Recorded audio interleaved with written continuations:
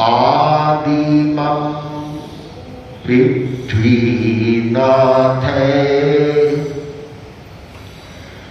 मादिमं निष्परिग्रहम् आदिमं तीर्थनाथश्च ऋषभस्वामिने नमः ऋषभस्वामिने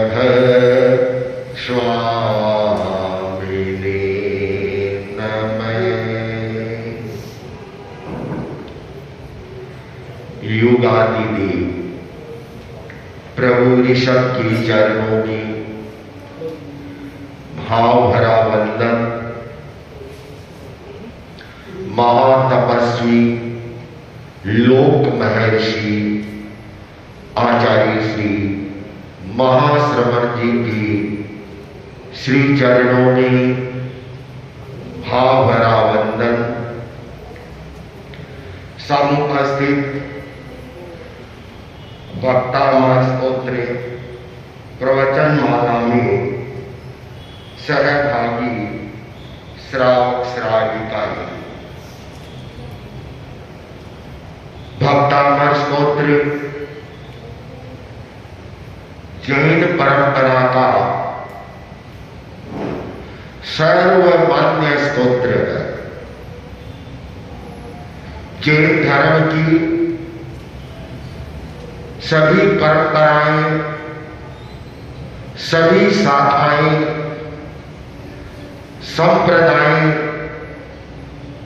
एक समान रूप से भक्तामर स्तोत्र का नित्य प्रति स्वाध्याय करते हैं। सैकड़ों सैकड़ों साधु साध्वियां, जैन समाज के साधु साध्वियां रोज नियमित इसका प्रातः पाठ करते हैं।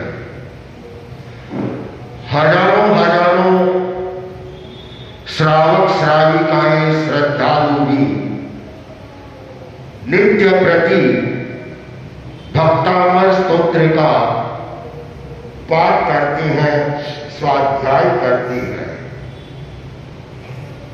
भक्तामर स्तोत्र एक प्रभावशाली और चमत्कारी स्तोत्र है। आचार्य मानतु इसके रचनाकार है। बेड़ियों से, श्रृंखलाओं से बंधे हुए एक विशेष परिस्थिति में उन्होंने प्रभु ऋषभ की स्तवना की और बंधन टूटे। बंधनों को, बाह्य बंधनों को तोड़ने के लिए उन्होंने रचना नहीं की। आचार्य मातु अध्यात्म के उन शिखरों के ऊपर पहुंच चुके थे, भक्ति के उस गहन में वे डूबे हुए थे, जहां प्रभु ऋषभ की स्तुति करते हुए उन्होंने इस स्तोत्र की रचना की। एकदम निष्प्रिय भाव से, किसी फल की आकांक्षा किए बिना उन्होंने रचना की। मानतु ने कोई ऐसी इच्छा जाहिर नहीं की कि मेरा ये कार्य सिद्ध हो जाए, बिल्कुल भी नहीं। यह जितने भी सारे हैं भक्तामर के, जो कल्प आदि मिलते हैं, रिद्धि है, चाहे मूल मंत्र है, यंत्र है, ये बाद में आचार्यों ने इसके साथ जोड़े। ऐसा कुछ भी नहीं था। जहां चमत्कार होता है तो वहां नमस्कार भी होता है। पर बंधन टूटने उनकी भक्ति ऋषभ में इतने लीन हुए, कहना चाहिए कि भक्ति उनकी, ऋषभ के भक्त थे और भगवान, इन तीनों का मिलना एकाकार हो गए, कोई भेद नहीं रहा। और उसकी परिणति यह होती है, बंधुओं, जीवन में अनेक परिस्थितियां आती हैं और उन परिस्थितियों के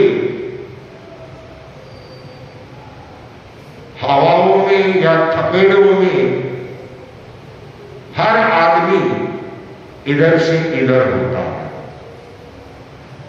लेकिन जहां अध्यात्म है, अध्यात्म निष्ठ हो जाता है जो साधक है, या आत्मा की इतनी गहराई में उतर जाता है, वहां किसी भी प्रकार की स्थिति नहीं आती। स्थिति तभी आती है जब हम आत्म स्वरूप से बाह्य स्वरूप में आ जाती है। चाहे परिवार का है, चाहे संसार का है, चाहे शरीर का है, चाहे व्यापार का है, चाहे रिश्तेदार का है। जो संसार का स्वरूप है उसमें आते ही स्थितियां, परिस्थितियां सब चालू हो जाती है। और जहां आत्मानुभूति है वहां कुछ नहीं। आचार्य मान तुम उस आत्मानुभूति की गहराई में उतर करके और इस स्तोत्र की रचना। अब सामान्य व्यक्ति है वो तो आचार्य मान तुम जैसी उस भक्ति या उस स्टेज तक नहीं पहुंच सकता। आदमी क्या क्या चाहिए? आदमी को उन परिस्थितियों से बचने का उपाय चाहिए, कोई समाधान चाहिए। नहीं तो वह मन से भी टूट जाता है, शरीर मन से भी वह कायर और कमजोर हो जाता है। समस्याओं की इस वेतरणी को तरने के लिए एक मजबूत नौका चाहिए और नाविक वह स्वयं बने और इस समस्याओं के समुद्र से पार जाना सीखे। आचार्य ने उन समस्याओं से पार आने के लिए सहारा दिया, रास्ता बताया। अनेक स्तोत्रों की रचनाएं हुई है। वैदिक धर्म में भी है, बौद्ध धर्म में भी है, सिख धर्म में भी है, जैन धर्म में भी है, सभी धर्म संप्रदायों में है। जैन धर्म में बहुत से ऐसे प्रभावशाली स्तोत्रों की समय समय पर रचनाएं हुई है। चाहे भक्तामर स्तोत्र है, कल्याण मंदिर स्तोत्र है, उपसर्ग है स्तोत्र है, तीजीय पौध स्तोत्र है। एक स्तोत्रों की लंबी श्रृंखला है। हम चर्चा करेंगे भक्तामर स्तोत्र की। आगे भक्तामर स्तोत्र के माध्यम से बहुत सारी लोग विघ्न, बाधाएं, परिस्थितियां इनको दूर करने के लिए प्रयोग करते हैं। लेकिन मैं तो ये कहूंगा कि आत्मानुभूति आत्मा के कल्याण के लिए निष्क्रिय होकर के और इसका स्वाध्याय करें। भक्तामर का हर अक्षर है वह अपने आप में मंत्र है, प्रभावशाली मंत्र है। अन्य मंत्र तो कल्प भक्तामर कल्प के साथ में जोड़े गए हैं। तो हम इसे भक्तामर स्तोत्र के जो श्लोक है, तो आज पहला श्लोक और दूसरा श्लोक, इन दो का मैं अर्थ संक्षिप्त में भावार्थ आपको समझाने जा रहा हूं। शुद्ध उच्चारण करना भी सीखे।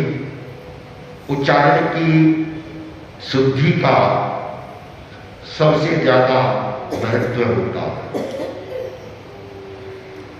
भक्तामर प्रणत मौलि मणि प्रभारा मुद्योतकं दलित पापतमोविता सम्यक् प्रणम्य जिन पादयुगं बालंबनं भवजले पततां जनानां यः संस्तुतः सकलवाङ्मय तत्त्वबोधा दुर्बोधबुद्धिपटुभिः शूरलोकनाथैः स्तोत्रैः जगत्हृदय चित्तारैरुधा स्तोषि किलाहमपितं प्रथमं जिनेन्द्रम्। ये दो काव्य प्रथम दो श्लोक युग्म है। इनका विवेचन भावार्थ एक साथ में ही किया जाता है और बतलाया जाता है।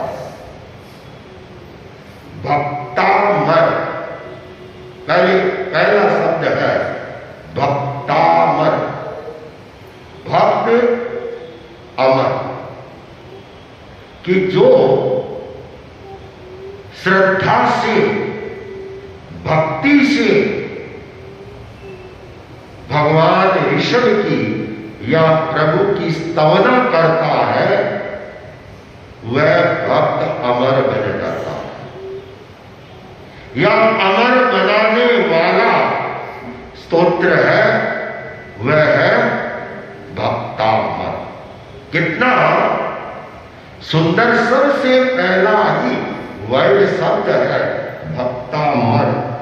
प्रणत मौलि मणि प्रभारा, अर्थात इसका अर्थ होगा भक्त देवों के विशेष रूप से झुके हुए मुकुटों की मणियों की कांति को भक्तामर, भक्त देव, जो ऋषभ की भक्ति करने के लिए देवता आती है, तो देव आती है तो देवताओं के मुकुट होता है माथे के, खुले माथे नहीं आते हैं देवता। एक जमाने में तो पुरुष भी खुले माथे नहीं रहते थे, चाहे टोपी है पगड़ी है ये माथे पर रहती थी। और नेपाली लोग तो आज भी नेपाली टोपी का यूज करते हैं, लेकिन जमाने के साथ बदल गया। खुले माथे न पुरुष रहते थे और न स्त्री रहती थी। औरत के भी माथे के ऊपर कम से कम ढका हुआ रहता है। आज भी गुरुद्वारे हैं, मंदिर है आदि में जाएंगे, सिस्टम है खुले माथे नहीं है। तो देवताओं के माथे के ऊपर मुकुट, और मुकुट होती है तो उनमें मणियां लगी हुई होती है, और वे बड़ी आभा वाली मणियां होती है, आर्टिफिशियल नहीं होती। हाँ, चाइना की अमेरिकन की नहीं होती है, एकदम ओरिजिनल बहुमूल्य होती है। और उनकी जो आभा होती है, मणियों की कांति होती है बड़ी अच्छी, उनमें स्वयं वो चमकते। और वो देव जब ऋषभ के चरणों में झुकते हैं तो आगे कहा है, मुद्रोटकम प्रकाशित करने वाले दलित पाप तमो वितानम, पाप रूपी अंधकार के विस्तार को नष्ट करने वाले। पाप रूपी अंधकार सबसे बड़ा अंधकार होता है, चाहे पाप का कहें, अज्ञान का कहें, मोह का कहें, मिथ्यात्व का कहें, ये बाह्य अंधकार से भी और ज्यादा अंधकार होते हैं, उनको नष्ट करने वाले। युगादव, युग की आदि में, ये शब्द बड़ा महत्वपूर्ण शब्द है। युगादव अर्थात युग की आदि करने। अपने जैन इतिहास परंपराएं भी कहती है युगादि देव कौन है? ऋषभ। इस काल चक्र के युग के आदि कर उन्होंने भगवान ऋषभ ने दीक्षा से पूर्व सबको समूह में रहना सिखाया। जितने भी असी मसी कृषि सारे कर्म सिखाए। ब्राह्मी, सुंदरी, भरत, बाहुबली, इन सबको निष्णात किया। शिल्प कलाएं जितनी भी है उनका आविष्कार किया। राजतंत्र का सूत्रपात हुआ। उसके बाद वे दीक्षित हुए। तो उनके लिए ये एक शब्द है युगादव। युग की आदि में, शुरुआत में, युग के प्रारंभ में कौन हुए? ऋषभ। अब इस युगादव शब्द को हम यदि थोड़ा सा बदले, चेंज करें, या तो ये ऋषभ से संबोधित है।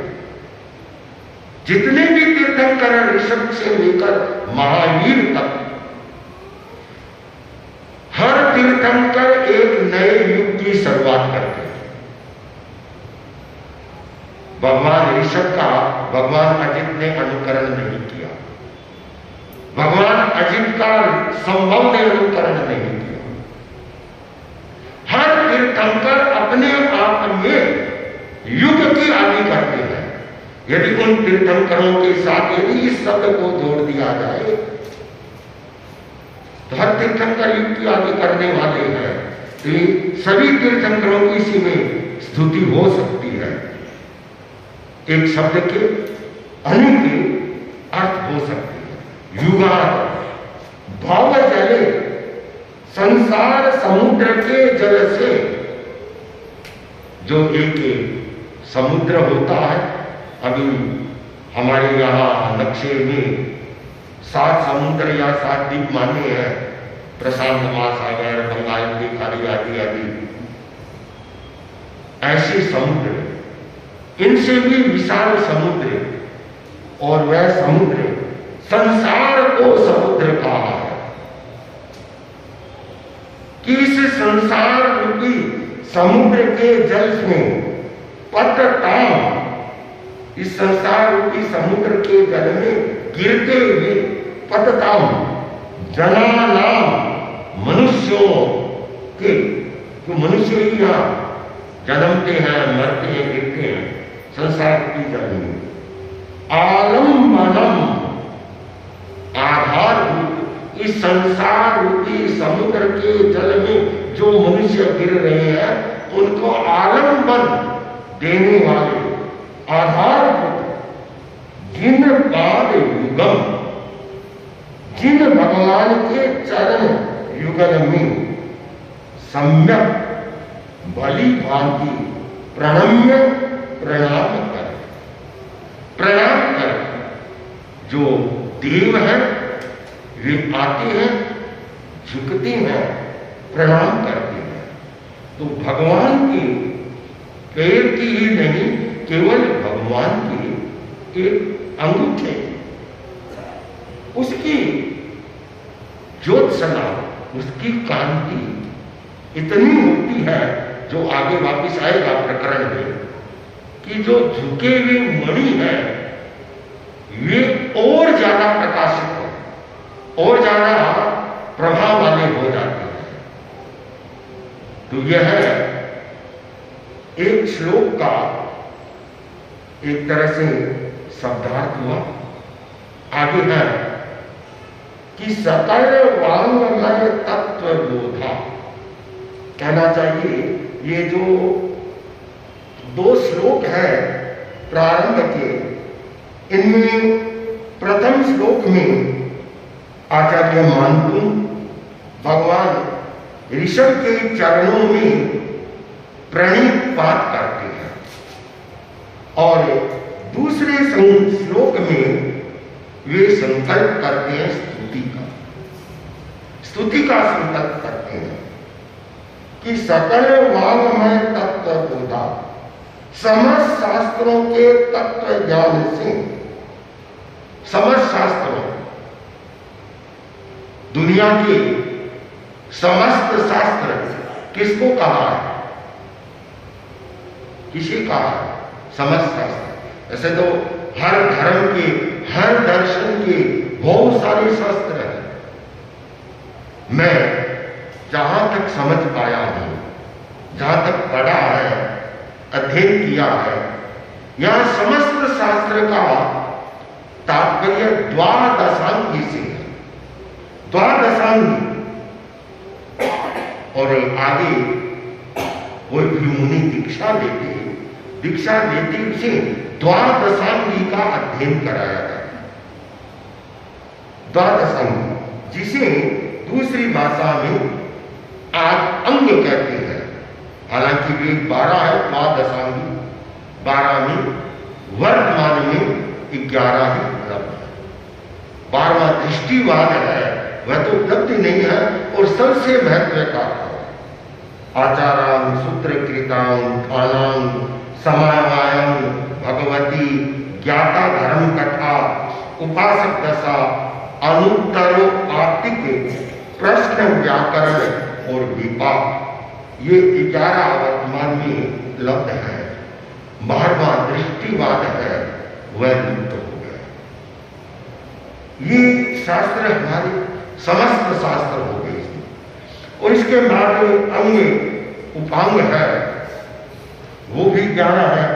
औपाधिक, राज प्रशंसनीय, जीवाभिगम और प्रज्ञापना, जम्बूदीप प्रज्ञप्ति, सूर्यदीप प्रज्ञप्ति, चंद्र प्रज्ञप्ति, कलिका, कल्पा, वंशिका, पुष्पिका, पुष्पचूलिका और विष्णु दशा, ये अंग और उपांग है। ये हमारे हिसाब से समस्त शास्त्र सकल वांगमय तत्व बोधा, समस्त शास्त्रों के तत्व ज्ञान से उद्भूत बुद्धि पर भी उत्पन्न हुई बुद्धि से चतुर बने हुए, इनके अध्ययन के बाद जो प्रतिभा प्रज्ञा प्रखरित होती है, प्रज्ञा जागृत होती है, उसे चतुर बने हुए सुरलोकनाथ, सुरलोक देवेंद्रों द्वारा जगत त्रितय चित्त हरे, तीनों जगत के चित्त को हरने वाले, जगत त्रितय चित्त हरे, तीनों जगत के चित्त को हरने वाले, उदारे गंभीर अर्थ युक्त स्तोत्र स्तवनों से यह संस्तुत जो संस्तुत हुए हैं, तम उन प्रथम जिनेन्द्रम जिनेन्द्र की किल निश्चय से अहम मैं अथवा मान दूंगा चाहिए अभी भी स्तोष से स्तवना करूंगा। ये इन दो श्लोकों का एक तरह से ये शब्दार्थ हुआ। इनका भावार्थ है वह इस प्रकार से किया जा सकता है कि भगवान आदिनाथ के चरण युगल में जब देव गण भक्ति पूर्वक नमस्कार करते हैं, तब उनके मुकुट में जड़ित मणियां प्रभु के चरणों की दिव्य कांति से और अधिक देदीप्यमान हो उठती है। भगवान के चरणों का स्पर्श ही प्राणियों के पाप का नाश करने वाला है तथा उन चरण युगलों का आलंबन लेते हैं वे संसार समुद्र से पार हो जाते हैं। इस युग के प्रारंभ में धर्म का प्रवर्तन करने वाले प्रथम तीर्थंकर आदिनाथ के चरण युगल में विधिवत प्रणाम करके यानी वो चरणों में प्रणाम किया गया है। फिर दूसरा श्लोक का है, ये इस दोनों ही श्लोकों का एक तरह से भावार्थ आ गया है। प्रणम्य प्रणाम अर्थात चरणों में प्रणाम या प्रणिपात क्यों किया गया? चरण तो हमारे शरीर का निम्नांग है, उत्तमांग तो मस्तिष्क है। मस्तिष्क को प्रणाम क्यों नहीं किया? चरण को क्यों किया? अब मस्तिष्क को प्रणाम करेगा तो क्या होगा? हाँ, अहम टकराएगा। हाँ, बिना हुए भी ऐसे अहम बहुत टकराते रहते हैं लोगों के। जैन आचार्यों ने, जैन तीर्थंकरों ने सदैव मूल को पकड़ा है, ऊपर को नहीं पकड़ा। वृक्ष होता है तो वृक्ष का मूल होता है, वह मूल को सिंचन किया जाए सिंचन, तो पुष्प पत्र फल फूल सब लगते रहते हैं। और कोई टहनियों को पत्तों को फल को सिंचता रहे तो नहीं चले। चरण युगल गति में ये प्रतीक है। इनको प्रणाम करने का अर्थ है कि मूल को प्रणाम करना। पेड़ हमारे मूल है, आधार है, इससे हम गति करते हैं। ये जमीन के साथ में ये जुड़े हुए हैं और इन्हें प्रणाम करने से विनम्रता का विकास होता है। जैन आचार्य बहुत गहरे ज्ञानी कि लोगों को सबसे पहले झुकना सिखा दिया, विनम्रता का बोध पाठ दे दिया कि आप हैं वह झुके।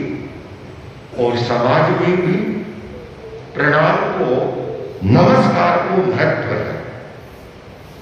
छोटे बड़ों को प्रणाम करते हैं और बड़े उनको आशीर्वाद या आशीष देते हैं। करते नहीं करते। एक युग था अच्छी तरह से करते थे, आज के युग में लटका रह गया। लटके झटके का युग है।